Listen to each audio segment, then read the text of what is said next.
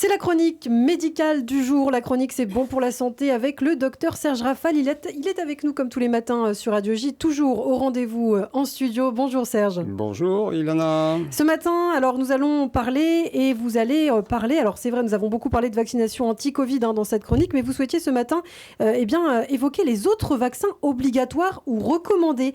En fait, vous constatez régulièrement dans vos consultations, je crois que beaucoup de patients adultes ne sont pas à jour de leur vaccin et donc ils ne sont plus protégés contre de nombreuses maladies. C'est vrai, Ilana, les vaccins étaient autrefois pratiqués par les médecins scolaires qui ont quasiment disparu au moment de l'incorporation des jeunes recrues lors du service militaire obligatoire, stoppé lui en 2002.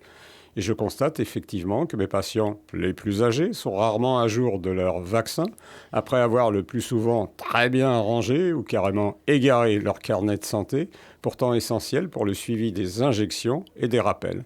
Rappelons que la vaccination, malgré les incompréhensibles polémiques récentes, constitue un des progrès les plus importants de l'histoire de la médecine. C'est elle qui a eu l'impact le plus considérable dans la lutte contre les maladies infectieuses et participé grandement à la réduction de la mortalité infantile dans le monde. On a beaucoup parlé des vaccins ARN qui obéissent à une nouvelle technologie. Est-ce que vous pouvez nous expliquer, justement, nous réexpliquer le principe de la vaccination dite classique ? Elle consiste à introduire dans l'organisme des virus ou bactéries, tués ou affaiblis, ou uniquement leurs fragments.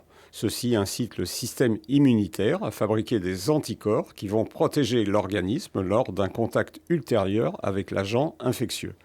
Pour la majorité des vaccins, pas tous, la primo-infection et la primo-vaccination est suivie de rappels faits à intervalles variables pour maintenir un taux d'anticorps suffisant. Et il y a des effets secondaires ? Oui, bien sûr, mais ces risques sont très inférieurs à ceux des maladies contre lesquelles ils protègent. Alors, il faut le préciser, il y a des vaccins fortement recommandés pour les adultes, d'autres qui sont juste importants, voire indispensables. Oui, les vaccins obligatoires en France chez les adultes sont au nombre de 3. La diphtérie, vaccin mis au point par un biologiste français, Gaston Ramon. Le tétanos, 35 cas en France entre 2012 et 2017, dont 8 décès. Et la polio, pas totalement éradiquée. Les vaccins importants sont la coqueluche, l'hépatite B, les infections à Haemophilus influenzae, les pneumocoques, les oreillons, la rougeole, la rubéole. Et depuis 2018, 11 vaccins sont obligatoires pour les enfants. Oui, cette décision a été largement critiquée au moment où elle a été annoncée, mais elle a finalement été appliquée sans problème. La vaccination contre la coqueluche, la diphtérie, l'hémophilus, l'hépatite B, le méningocoque, les oreillons, le pneumocoque, la polio, la rougeole, la rubéole, le tétanos est désormais obligatoire avant l'âge de 2 ans pour les nourrissons nés après le 1er janvier 2018. Ceci représente 10 injections réparties sur 2 ans et non pas 11 injections d'un seul coup. C'est important de le préciser. Mais alors pour les enfants nés avant le 1er janvier 2018 ? 3 vaccins sont obligatoires, diphtérie, polio, tétanos, et 8 sont recommandés. Alors nos auditeurs se posent certainement la question, se le sont déjà posés. Est-ce qu'il y a des contre-indications au vaccin ?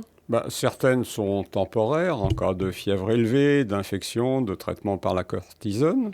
Attention aussi aux vaccins vivants atténuants, la fièvre jaune, les oreillons, la rougeole, la rubéole, la tuberculose, la varicelle de Zona, chez les personnes qui souffrent d'un déficit immunitaire.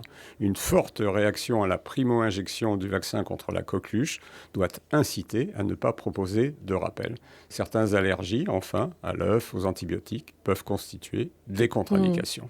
Bon, la vaccination est rendue maintenant plus facile, sortant du cadre strict du cabinet médical et de la prescription. C'est exact. Les médecins, sages-femmes, infirmiers ou infirmières, pharmaciens et certains centres médicaux peuvent à présent vacciner dans le cadre de l'exercice de leurs compétences et dans le respect du calendrier. On parle de la vaccination, ce qu'on peut dire en conclusion. Écoutez, le vaccin ne guérit pas, ne tue pas, il prévient, écrit Moutamba Bill sur Internet. C'est vrai, il n'en constitue pas moins, nous l'avons dit et le répétons, une des inventions les plus importantes de l'histoire de la médecine.